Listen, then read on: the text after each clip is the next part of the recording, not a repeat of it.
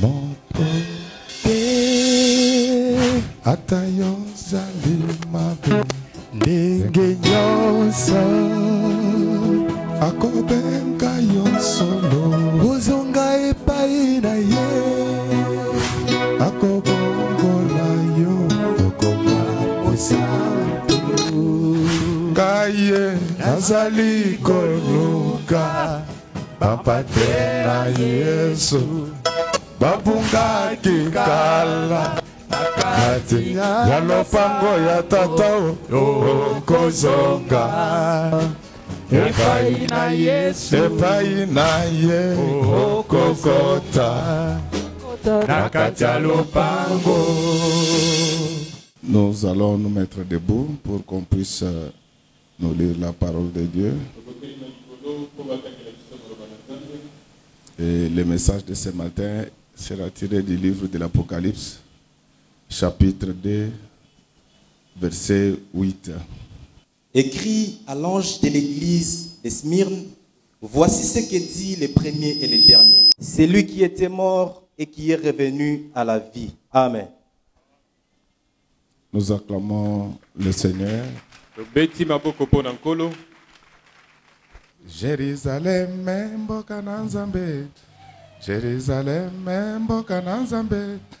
Jérusalem, mboka na Nzambe. Jérusalem, mboka na Nzambe. Jérusalem, mboka na Nzambe. Jérusalem, mboka na Nzambe. Jérusalem, mboka na Nzambe. Jérusalem, mboka na Nzambe. Jérusalem, Jérusalem, mboka na Nkolo. Jérusalem, Jérusalem, mboka na Nkolo. Mboka etonda kitoko be, mboka etonda na kimia be, mboka etonda mapamboli, mboka etonda kitoko be. Jérusalem, mboka na Nzambe, mboka na Nkolo Yesu. Jérusalem, mboka na Nzambe, mboka na Nkolo Yesu. On acclame très fort pour celui qui vit à jamais. Jérusalem, Jérusalem, mboka na Nkolo Yesu. Jérusalem, Jérusalem, mboka na Nkolo Yesu. Ya roi, mboka etonda kitoko be, mboka etonda na kimia be, mboka etonda mapamboli, mboka etonda bonzenga be. Jérusalem, mboka na Nzambe, mboka na Nkolo Yesu. Jérusalem, mboka na Nzambe, mboka na Nkolo Yesu. Jérusalem, Jérusalem, mwasi na Nkolo Yesu. Jérusalem, Jérusalem, mwasi na Nkolo Yesu. Ya roi, mwasi atonda kitoko be, mwasi atonda na kenga be, mwasi atonda mapamboli, mwasi atonda kitoko be. Jérusalem, mwasi na Nzambe, mwasi na Nkolo Yesu. Jérusalem, mwasi na Nzambe, mwasi na Nkolo Yesu. Nayoka sango ya mwana Nzambe, namonaki nanu te. Nayoka kombo ya Yoshua Masia, namonaki nanu te. Nayoka kombo ya mwana Nzambe, namonaki nanu te. Nayoka kombo ya Yoshua Masia, namonaki nanu te. Lelo yo na yena mboka na Jerusalem, namoni Nzambe na Jerusalem. Apamboli ngai na Jerusalem, akamboli ngai na Jerusalem, abalisi ngai na Jerusalem, anetolinga na Jerusalem. Yo yo ye banda na Jerusalem, lokomola ikabe. Hallelujah, banda na Jerusalem, lokomola ikabe. Pascal Mulumba banda na Jerusalem, Chacun n'a foyer. Yakato banda mama. Yakato banda mama. Banda mama. Banda Jérusalem.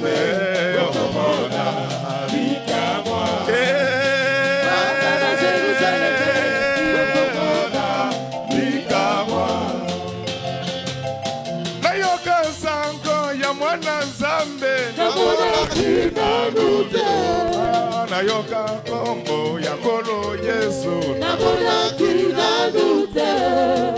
Yoka sango ya mwana Nzambe.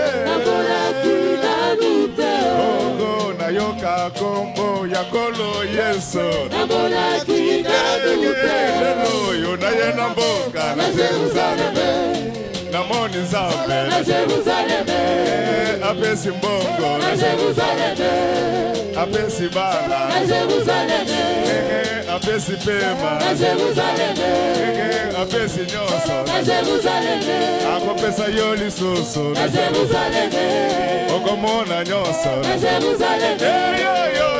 Banda na Jerusalem. Okomona mikamwa Pascal Mulumba. Banda na Jerusalem. Yakato banda mama. Mikamwa Yakato beti. Banda na Jerusalem. Yakato banda yawona. Mikamwa Samu ibeya.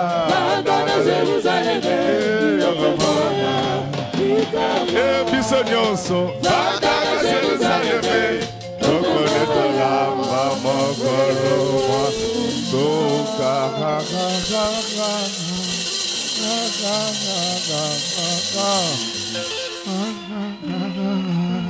Bien-aimés, ce matin nous allons parler de l'église de Smyrne. Nous pouvons acclamer le Seigneur. Je crois que nous avons fini l'enseignement sur l'église d'Éphèse, qui était en fait l'église qui nous montrait comment l'église allait évoluer après le Seigneur Jésus-Christ jusqu'à son retour.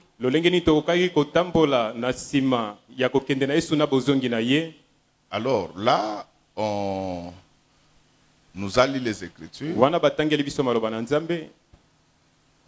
On nous montre que le Seigneur demanda qu'on puisse s'adresser à l'ange de l'église de Smyrne.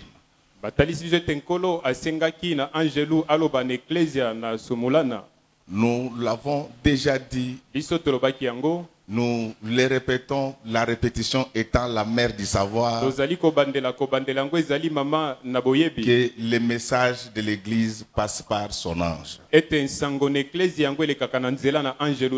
Et l'ange dont on parle là, ce n'est pas cet ange invisible avec des ailes. C'est-à-dire que le message d'une église passe par le pasteur. Si tu es membre d'une église, et qu'à un certain moment, tu considères que à ta manière, toi, tu n'es plus d'accord avec les enseignements des pasteurs, ne créez pas de problème. Il faut quitter aller ailleurs. Donc, dans les affaires de Dieu, il y a de l'ordre.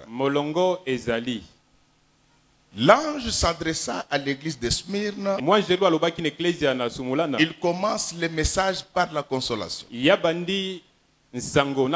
Soyez consolés ce matin au nom du Seigneur Jésus-Christ. Donc le Seigneur dit à l'ange de l'église, je connais ton affliction. Je connais ta pauvreté. Je connais ta souffrance. Mais comme si cela ne suffisait pas, l'ange prévient l'église que je sais que bientôt on va vous mettre en prison. Et que vous aurez une souffrance de 10 jours. Donc cette église qui était déjà souffrante attendait un message qui devait les fortifier davantage de la part du Seigneur. Mais ce qui est surprenant, c'est que le Seigneur compatit, mais il ne résout pas les problèmes. Ce que l'Église doit connaître, c'est que dans la vie de tout homme, chacun a son jour de ténèbres. Le plus important, ce n'est pas ce que vous en direz comme malheur pendant ces jours de ténèbres.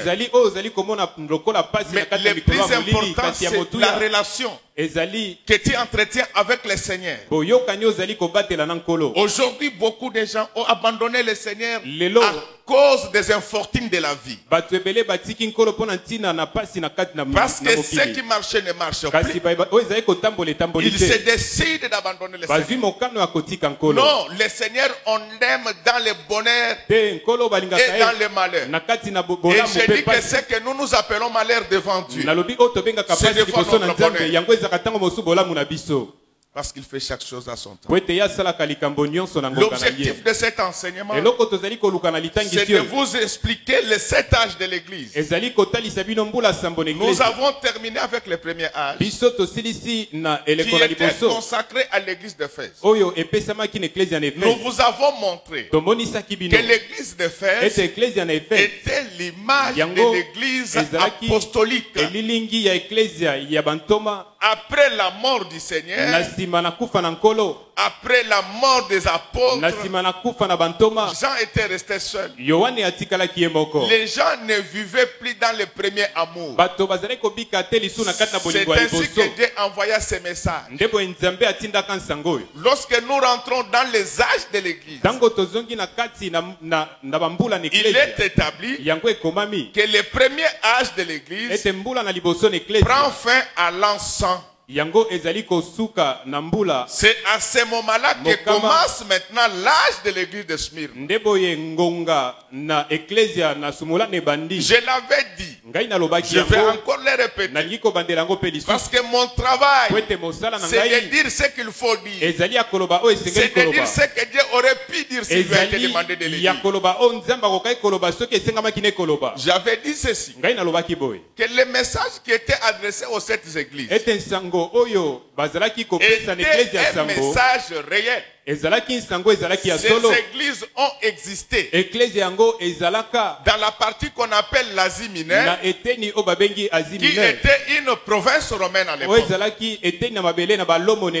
Aujourd'hui, cette partie d'Asie mineure correspond à l'actuelle Turquie. C'est de ce côté-là qu'on avait trouvé ces églises. Et de nos jours, ces villes continuent à exister, même si elles ont changé de nom. C'est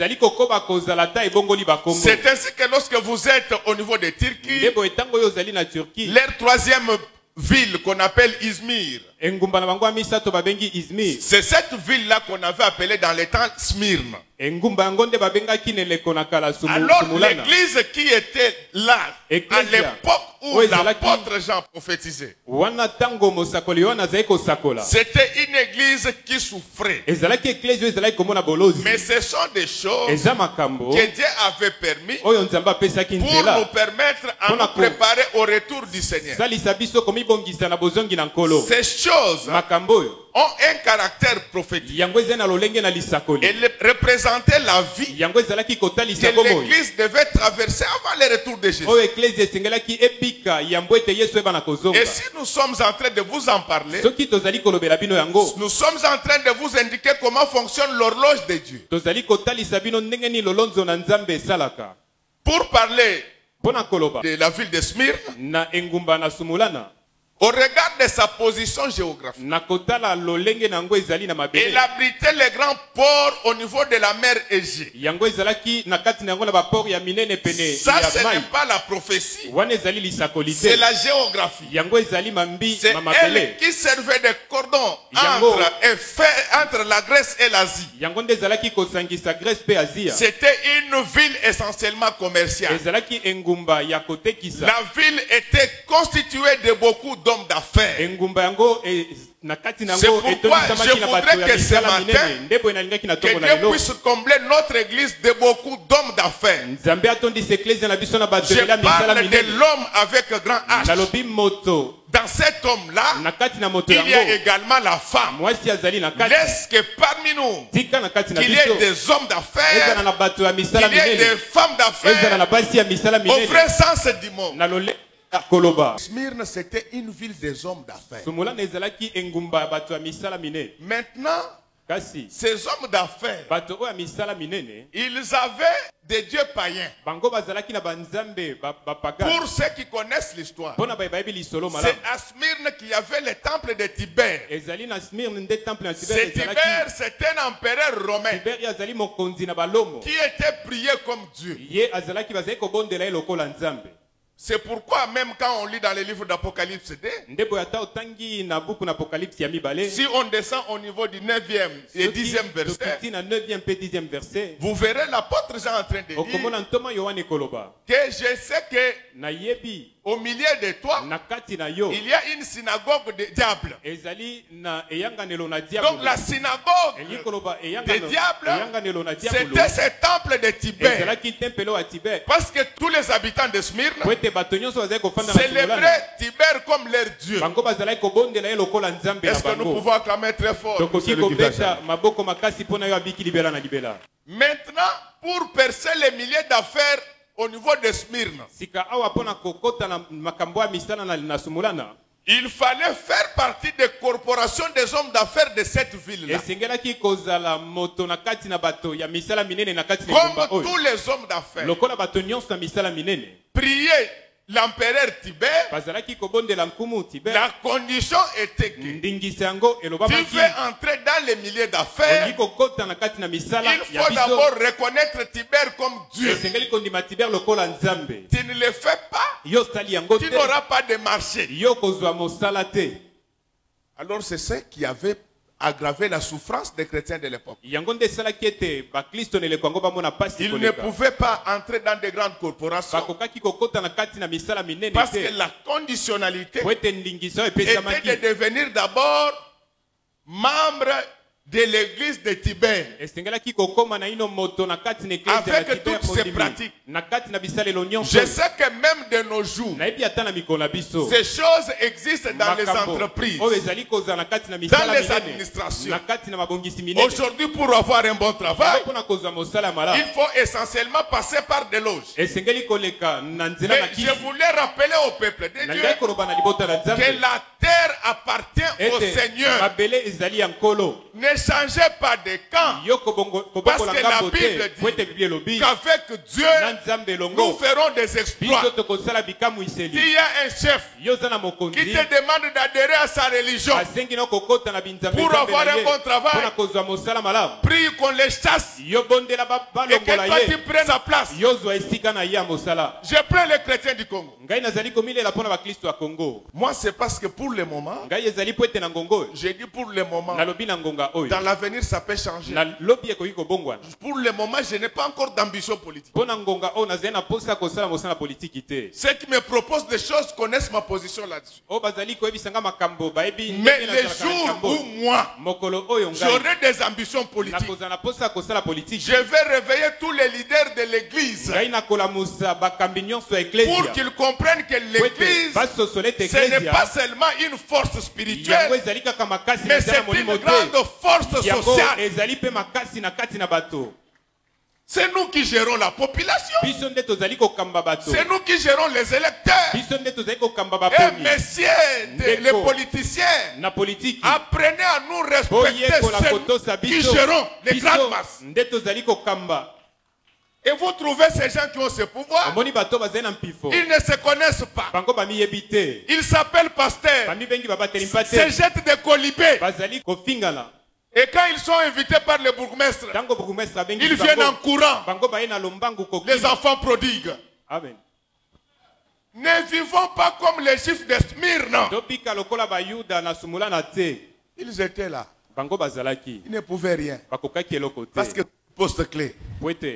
était géré par les païens. N'acceptez jamais que les postes clés de notre pays, de notre administration, de nos entreprises soient gérés par les païens. N'acceptez pas ça. L'église ne connaît pas ce qu'elle représente. Si ton chef est dans les loges mystiques, je te dis que Jésus est plus mystique que les loges mystiques. Ne perds pas ton temps pour l'évangéliser. La Bible dit que la sagesse du pauvre est méprisée. Comme il est ton chef, il ne prendra pas ton message au sérieux. Remplace-le d'abord. Amen. Il va suivre la prédication avec beaucoup d'attention. Acclamons très fort pour les Donc vous comprenez, frère, que lorsque les membres de l'église ne sont pas en bonne position sociale, cela a des répercussions sur la vie de l'église. Il faut qu'au milieu de nous, qu'il ait des premiers ministres, qu'il ait des ministres, qu'il ait des généraux, qu'il ait des députés. Comme ça, l'homosexualité n'entrera pas au Congo. Vous n'êtes pas appelé à jouer le rôle de second rang. Ceux qui sont là ne vous dépassent en rien. Je vous donne l'onction d'y entrer au nom du Seigneur Jésus. Cette souffrance-là a eu des répercussions sur la marche de l'église. Dans l'église de Smyrne, il n'avait pas de joie. C'était souffrance sur souffrance. Il y a des églises comme ça. Quand vous entrez, vous respirez la souffrance. Non, je chasse la souffrance dans notre église. Qu'elle nous quitte. Il y a des choses qu'il faut haïr dans la vie. C'est le péché et la pauvreté. Ce sont des choses que vous devez haïr. Alors, comme il ne pouvait pas entrer dans ce cénacle, l'église souffrait. L'église doit avoir des hommes de valeur. Et l'évangile, c'est là respecté. Nous ne sommes plus au moment où l'évangile doit être seulement l'apanage de bougres. Non, nous sommes arrivés au moment où l'évangile doit être prêché par des milliardaires. La bonne nouvelle de Jésus ne peut être une nouvelle bonne que lorsqu'elle résout tes problèmes et de ceux qui sont avec toi. L'église de Smyrne était une église qui souffrait. Mais Dieu dit que bien que riche, mais tu es pauvre. C'est-à-dire que potentiellement, ils avaient des choses qui pouvaient renverser l'ordre établi. Mais ils étaient là, en train de se contenter de ce qu'ils veulent. Non, il n'en sera pas ainsi pour les enfants de l'église de l'Éternel. Devenez députés. Devenez des ministres. Devenez des gouverneurs pour la gloire de notre Seigneur. Alors, cette église est restée martyrisée. Non seulement qu'elle était affligée, il y a des chrétiens qui n'ont jamais connu de joie dans leur vie. Ils mènent une vie médiocre. Ils mangent difficilement. Ils dorment difficilement. Ils s'habillent difficilement. Non. Le ciel et la terre appartiennent à notre Père. Nous avons le droit de jouir de tout ce qui se retrouve sur la terre. Il ne faut pas attendre seulement le ciel. Pour le ciel, c'est déjà une assurance. Nous serons là-bas. Mais sur la terre, n'acceptez pas la vie de l'église de Smyrne. Alors regardez le Seigneur quand il parlait. Il va leur dire, ne craignez pas qu'on va vous jeter en prison. Les gens qui étaient déjà affligés, malheureux, On les emprisonne encore. Et Dieu vient ajouter que vous aurez une tribulation de 10 jours. Ce sont des genres de choses que seul l'ange de l'église peut expliquer. Qu'est-ce qui s'est passé? La souffrance là des chrétiens était exacerbé par les empereurs romains. Ils ne voulaient pas entendre de Jésus-Christ. De Néron en 64 à Dioclétien en 313, les chrétiens étaient mal aimés. Je voudrais vous dire qu'à cause de ces messages, vous serez haïs. Mais ne reculez pas. Vous trouverez même les pasteurs qui vont se fâcher contre vous en disant pourquoi vous êtes contre l'impudicité. Nous sommes contre l'impudicité parce que c'est un grand péché devant Dieu. Ils ne vont pas vous aimer. Le monde est ancré dans le mal maintenant. Ce sont ces empereurs qui faisaient souffrir l'église parce que leur problème, ils voudraient un oui accompagné de menons. C'est-à-dire quoi? Il cherchait un compromis entre les exigences de l'Empire et les convictions chrétiennes. Nous n'avons aucun compromis à établir avec le monde. Si les Occidentaux et même les protestants de France enseignent l'homosexualité, nous, Église Image de l'Éternel, nous allons dénoncer ça avec force. L'homosexualité n'est pas de Dieu. L'homosexualité est du diable. Ceux qui acceptaient, c'est ça la synagogue du diable, où siégeaient les juifs qui n'étaient pas juifs. Lis-nous un peu 9e et 10e verset. Je connais ta tribulation et ta pauvreté, bien que tu sois riche, et les calomnies de la part de ceux qui se disent juifs et ne le sont pas, mais qui sont une synagogue de Satan. Ne crains pas de ce que tu vas souffrir. Voici, le diable jettera quelques-uns de vous en prison, afin que vous soyez éprouvés, et vous aurez une tribulation de 10 jours. Sois fidèle jusqu'à la mort, et je te donnerai la couronne de vie. Acclamons très fort pour les rois de Rome. Bien-aimés, toute cette souffrance, c'était tout simplement pour que l'église abandonne la foi.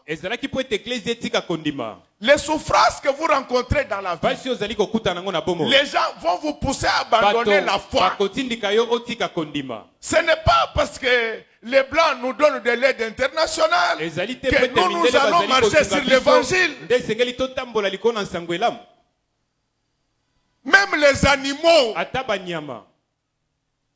respectent les mariages. Mais comment les hommes ne peuvent pas respecter les mariages? La Bible dit ceci. C'est pourquoi l'homme quittera, il s'attachera à sa femme. On ne dit pas que l'homme s'attachera à un autre homme.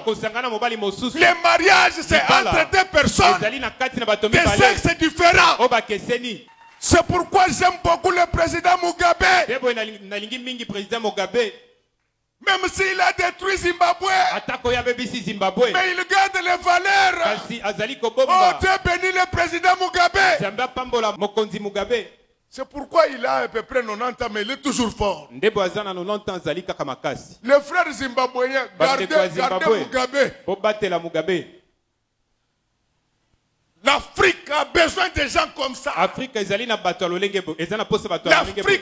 de pasteurs qui ne tremblent pas devant les prédications des Blancs.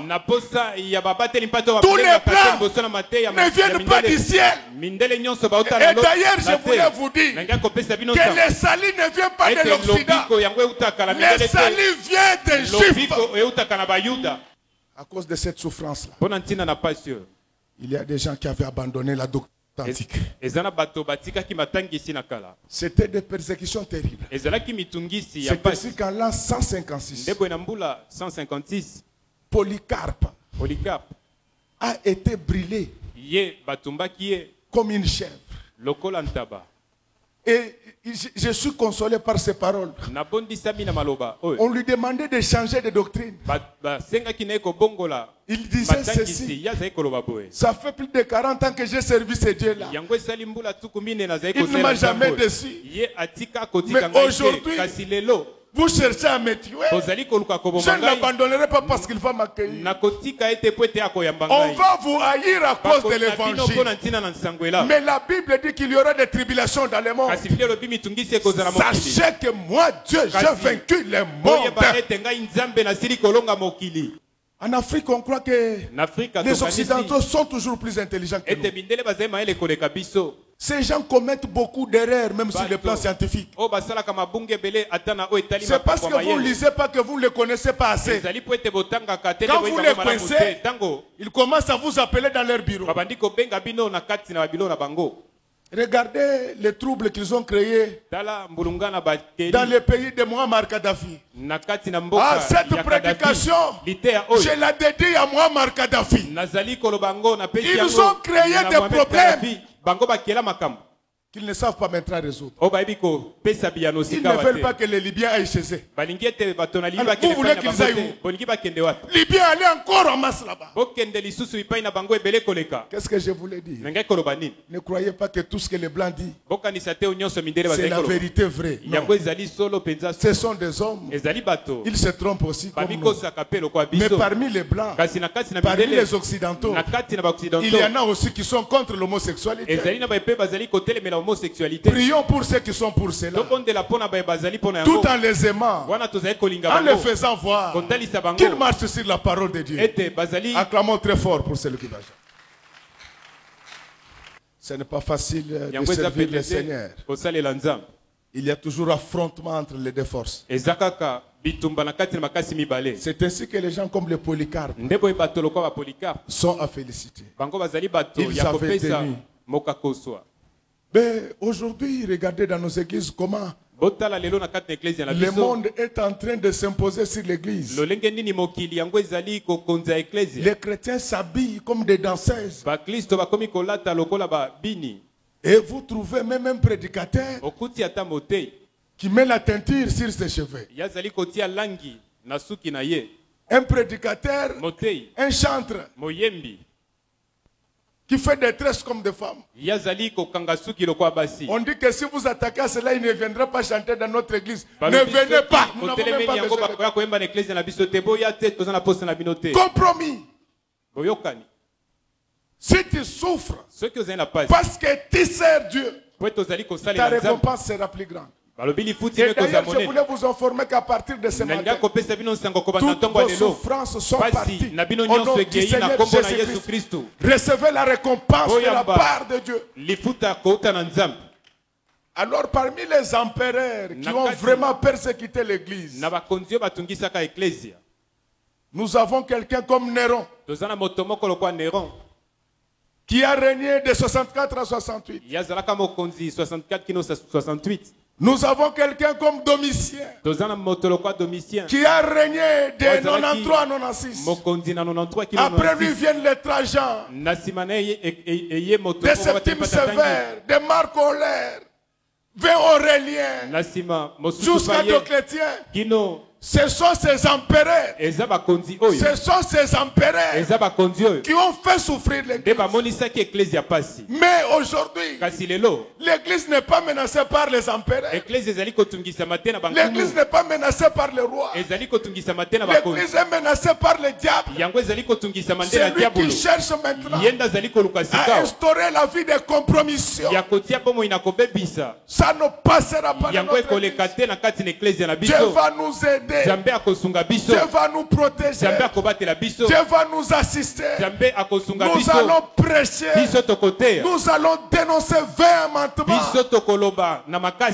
Le combat de l'église, ce n'est pas de s'attaquer à d'autres pasteurs. Notre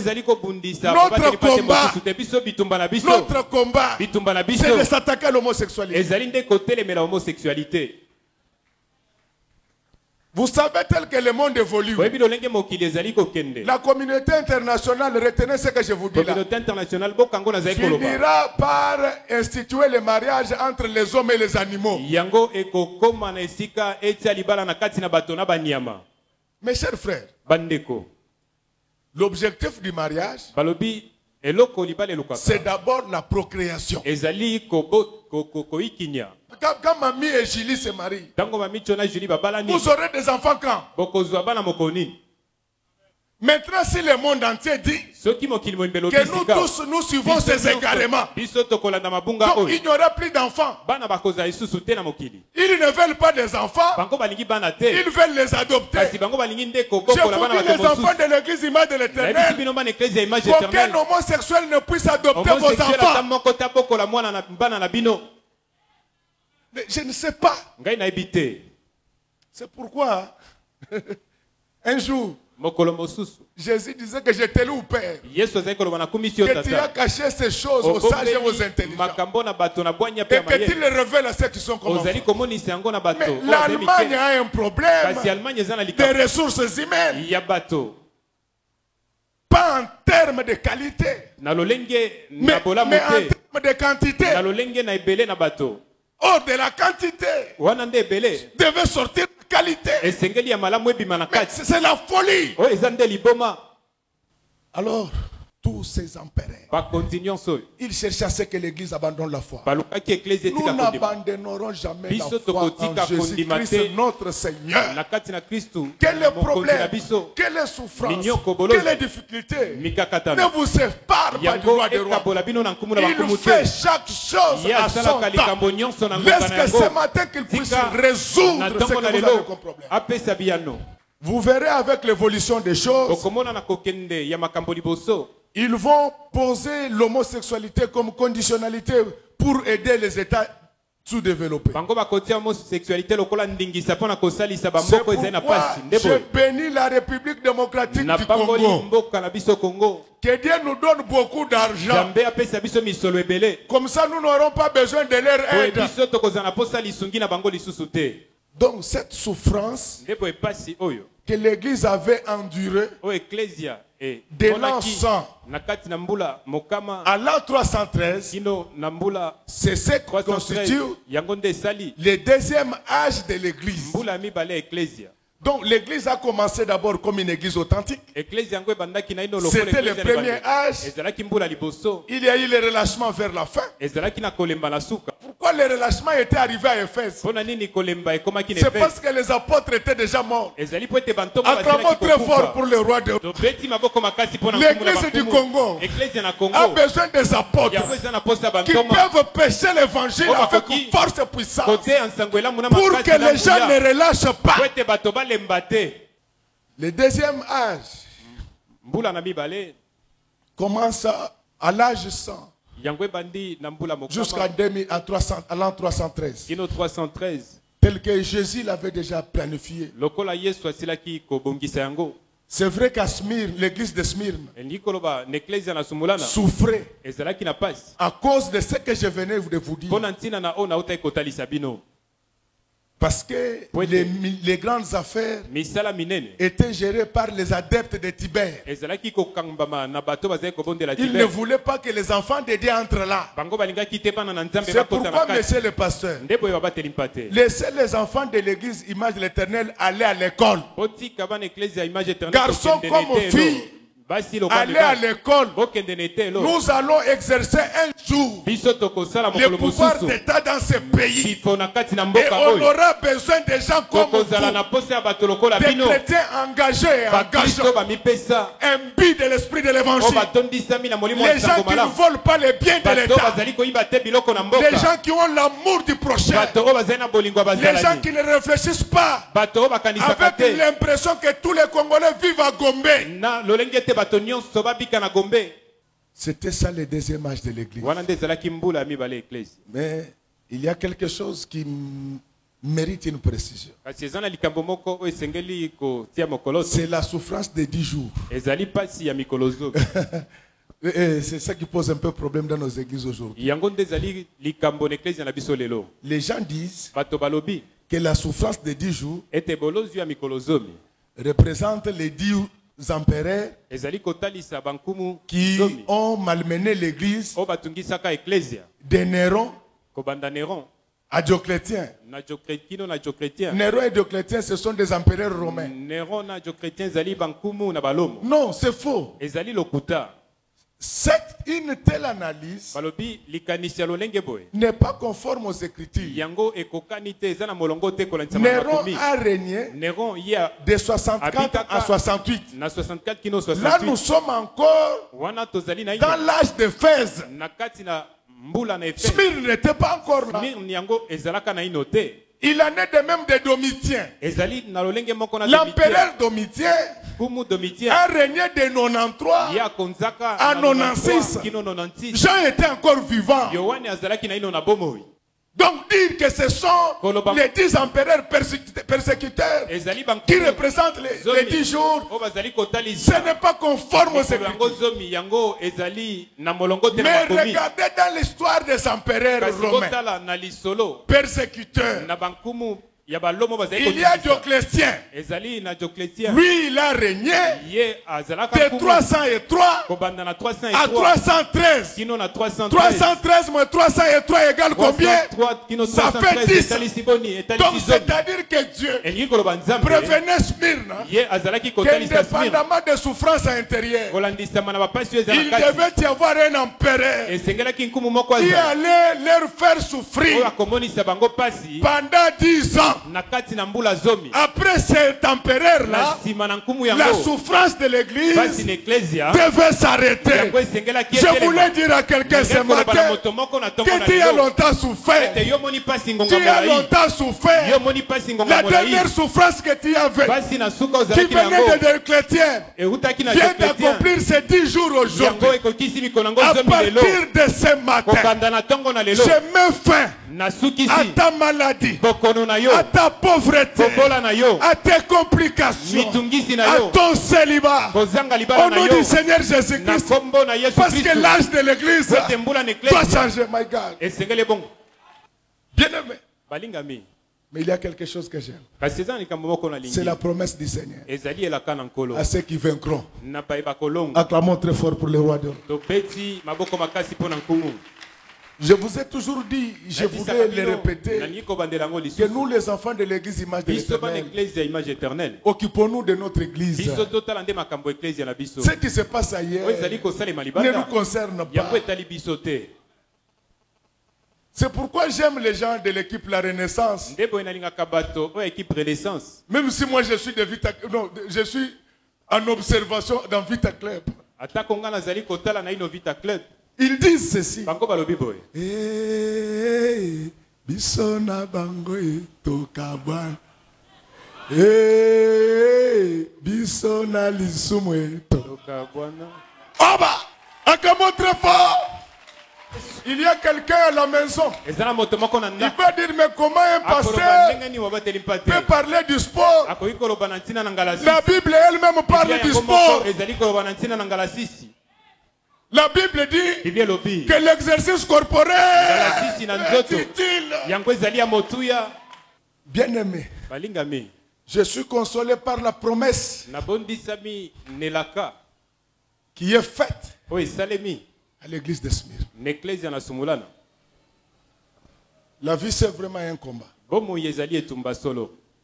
Il faut apprendre à se battre contre le diable.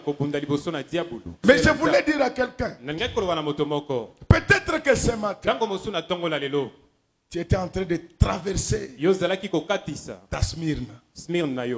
Tu es affligé. Tu es affligé. Tu souffres. Tu es pauvre. Je voulais te dire qu'il y a une promesse pour toi. Ce sont des voies par lesquelles Dieu fait passer ses enfants. À part l'aspect prophétique que je venais d'évoquer ici, il y a l'aspect évangélique de la chose. À un certain moment dans la vie, ça peut ne pas marcher. Cela ne veut pas dire que Dieu t'a oublié. Son propre fils Jésus s'est retrouvé sur la croix. À un certain moment, le Seigneur Jésus a cru que Dieu l'avait abandonné. Je voulais dire à quelqu'un ce matin que Dieu ne t'a pas abandonné. C'est ta croix. Répétez après moi, croix. Croix. Le Seigneur a crié. Mon Dieu, pourquoi m'as-tu abandonné? Dieu n'abandonne jamais ses enfants. Il nous fait passer des fois par des situations difficiles pour que les jours où il va nous récompenser, que le monde reconnaisse qu'il est roi à jamais. Je voulais te dire, les problèmes que tu as connus dans ta vie, ce sont des convulsions qui précèdent la stabilité. C'est pour que la gloire de Dieu puisse éclater un jour. La gloire de Dieu va éclater aujourd'hui dans ta vie. Il y a des choses qui vont changer parce qu'il avait dit que malgré les souffrances antérieures, tu souffriras encore pendant 10 jours. Je voulais te dire que le mandat de Dioclétien vient de prendre fin. Maintenant, il est constaté qui veut prendre le pouvoir. Mais le pouvoir qui nous intéresse, c'est celui de Dioclétien. Encore moins de lui de Constantin. Je vous dis que depuis l'effusion du Saint-Esprit, toutes choses sont sous le contrôle du Seigneur Jésus-Christ. Laisse que ce matin, que ta maladie, ta pauvreté, tes difficultés, tes complications soient maîtrisées par Jésus. Jésus, c'est un homme extraordinaire. Il a l'habitude de maîtriser les situations. Un jour, frère, je voulais vous dire, il était dans la barque avec les apôtres. Les apôtres pensaient qu'il dormait. Il n'a pas l'habitude de dormir. Car la Bible dit que celui qui veut sur Israël ne dort pas. Il ne sommeille point. Je voulais dire à quelqu'un ce matin que ton Dieu, mon Dieu, notre Dieu, il ne dort pas. Il ne sommeille point. Il a l'habitude de faire des choses pour faire éclater sa gloire. Pendant qu'il... Oh my God. Comme il connaît la fin. Et que lui, ce qui l'intéresse, c'est la fin. Il a des fois de laisser le commencement être timide. C'est pourquoi lui-même, il était né dans une crèche. Mais il a fini sa vie sur un trône. Tu es sur la crèche ce soir. Tu es sur la crèche ce matin. Mais le soir, tu seras sur le trône. Tes affaires sont dans la crèche maintenant. Mais le soir, tes affaires seront sur le trône. Que Dieu t'élève. Que Dieu élève tes études. Que Dieu élève ton mariage. Que Dieu élève ton travail. Que Dieu élève ton ministère. Que Dieu élève ce que tu fais. C'est un Dieu qui commence mal, mais il termine très bien. C'est pourquoi au commencement, le monde entier était dans les ténèbres. Mais arriva un jour, c'était le 4e jour, il créa la lumière. Lorsque ce matin, que la lumière brille dans votre vie. Bien-aimé, il promet à l'église de Smyrne la couronne de vie.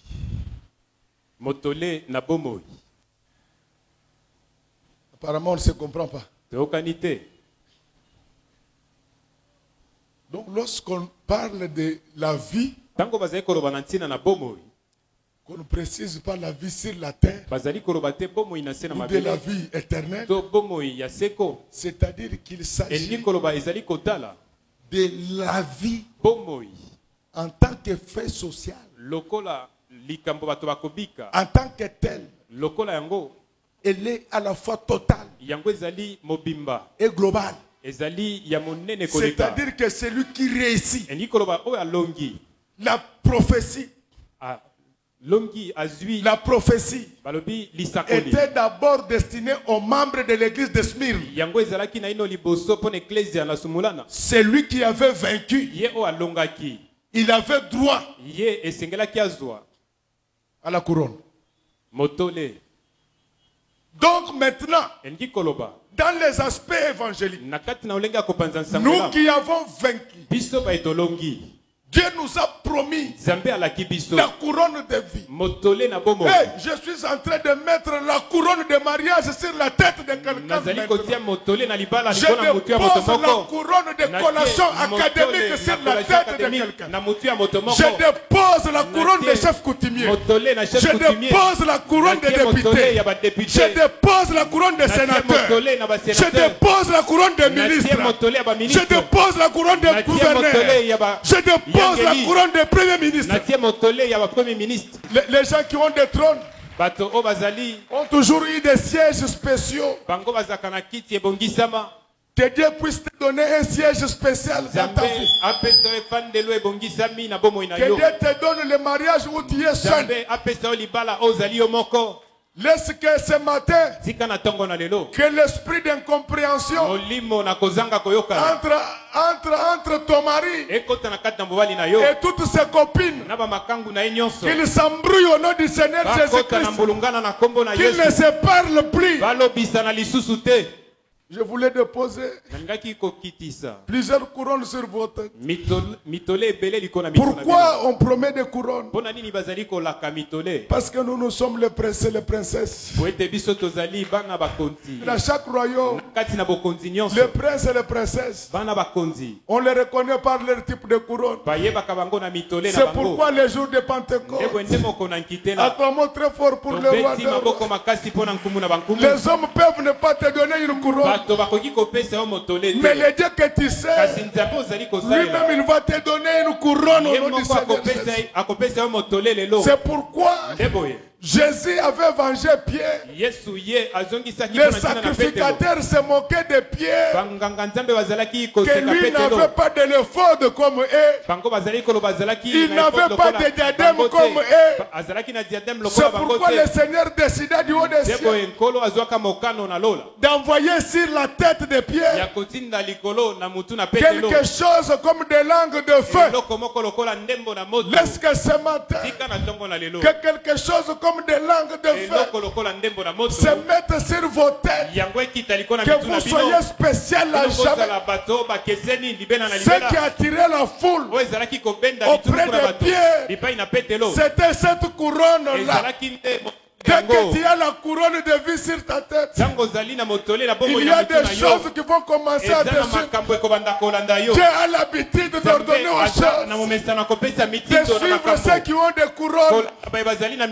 Quand les gens entendirent le bruit commençait par le vent, terminé par des langues de feu. Ah, les gens vont entendre parler du bruit. Le vent, d'après Psaume, l'Éternel notre Dieu fait devant ses messagers. Quand les gens entendront le message, quand ils verront la puissance, ils vont te suivre. Parce que le message de Dieu entre en toi et que des langues de feu te sortent sur la terre. Comme ça, ceux qui ne voulaient pas te voir, les Sanhédrins, les sacrificateurs, quand ils entendirent le bruit du vent, ils vinrent voir Pierre, qu'ils avaient mis en prison, comme pour dire que quand l'Éternel approuve le voie de l'homme, il dispose à sa faveur même ses propres ennemis. Laisse que ce matin, que Dieu puisse disposer à ta faveur tous tes ennemis. Il y a beaucoup d'ennemis dans ta vie. Ce sont les dollars, ce sont les zéros, ce sont les immeubles, c'est le pouvoir et la voix qui ne t'aiment pas. Mais ce matin, je voulais dire à quelqu'un, Dieu les dispose à ta faveur.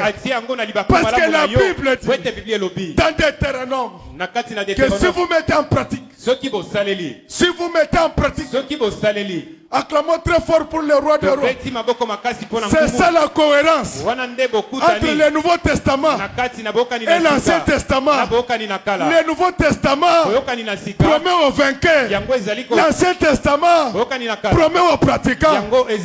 Laisse que ce matin, je disais que laisse que ce matin, que Dieu ordonne aux bénédictions de vous suivre. Un enfant de Dieu ne court pas derrière les bénédictions. Les bénédictions courent derrière lui. C'est pourquoi dans la Bible, il y a quelqu'un qu'on appelle David. David avait fui le salon de son père. Il était entré en brousse pour garder les brebis du père. Acclamons très fort pour le roi des rois. Acclamons. Les brebis du père, ce ne sont pas seulement les animaux. Les vrais brebis du père.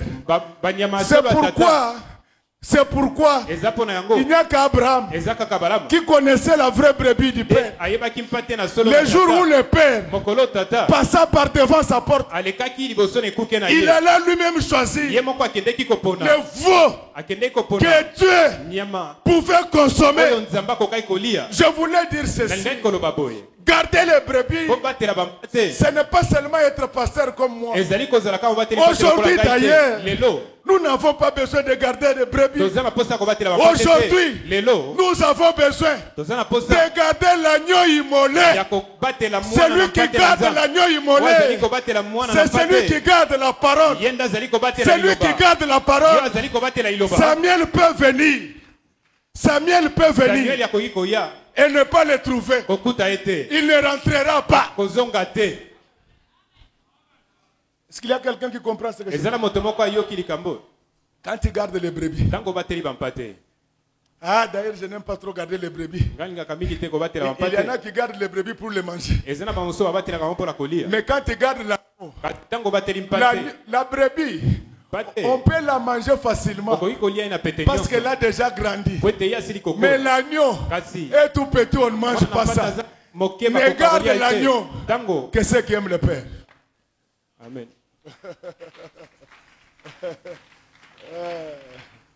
Que Dieu vous permette de comprendre, de saisir et de décrypter.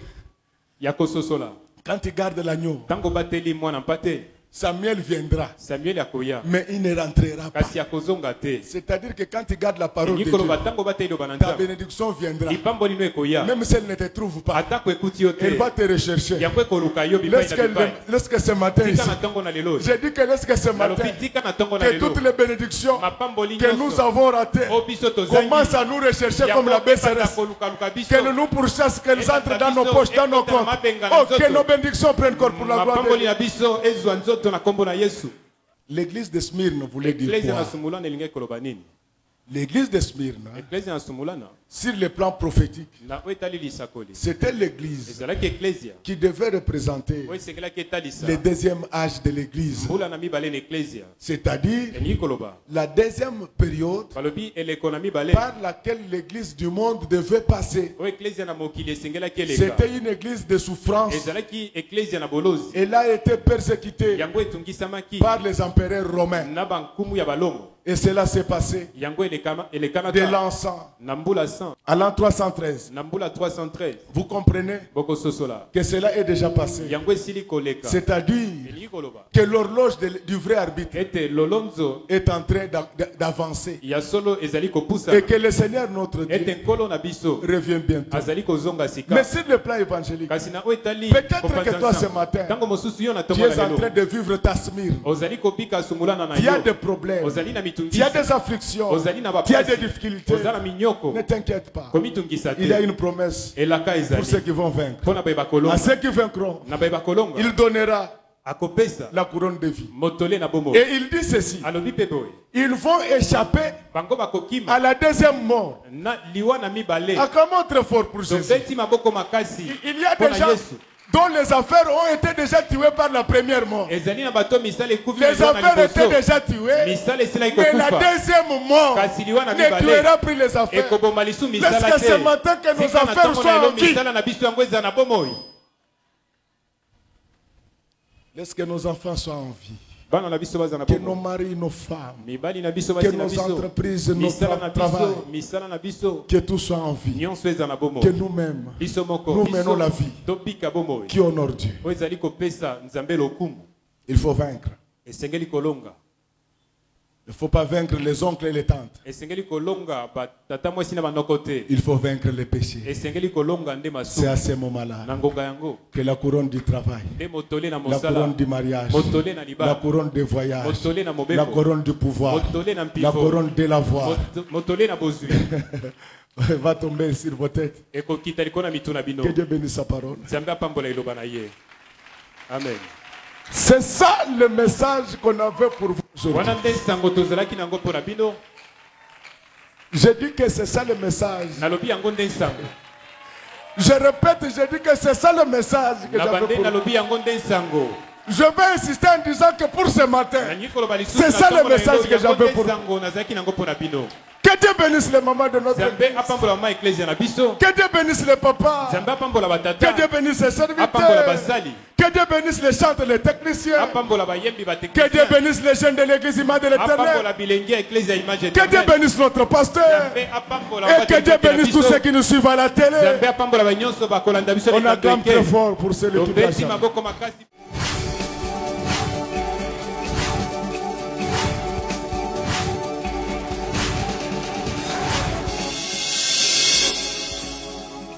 Kolo Yesu apoyaka moto te ata yozali mabe ndenge nyonso akobenga yo solo ozonga epai na ye akobongola yo okoma mosantu kaye nazali koluka bapate na Yesu babungaki kala kati ya lopango ya tata okozonga epai na Yesu epai na ye okokota na kati ya lopango.